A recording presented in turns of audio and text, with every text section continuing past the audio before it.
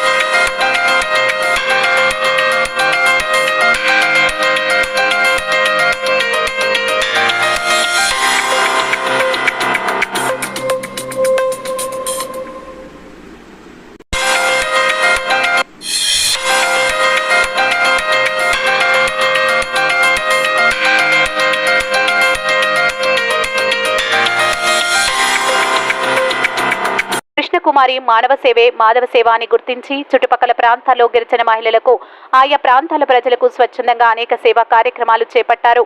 ఆమె గిరిజన మహిళల్లో అక్షరాస్యతను పెంపొందించి వాళ్ళని ఆర్థికంగా బలోపేతం చేయడమే లక్ష్యంగా సేవా కార్యక్రమాలు చేస్తున్నారని పలువురు అభినందించారు. ఆమె చుట్టుపక్కల ప్రాంతాల్లో మహిళలకు అండగా ఉంటూ అనేక బడి, ఈడు పిల్లలకు విద్యతోనే వాళ్ళ జీవితాల్లో మార్పు సాధ్యమని వాళ్ళకి అండగా నిలిచారు.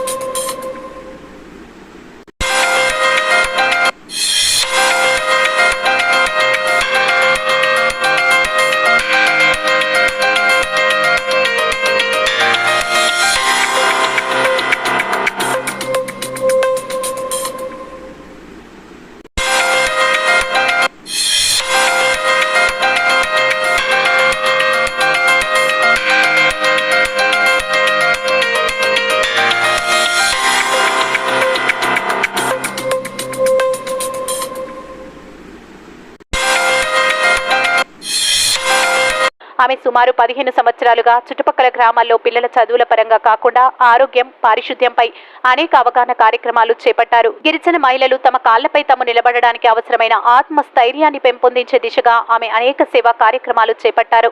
కృష్ణకుమారి సేవలు అభినందనీయమని పలువురు హర్షం వ్యక్తం చేశారు.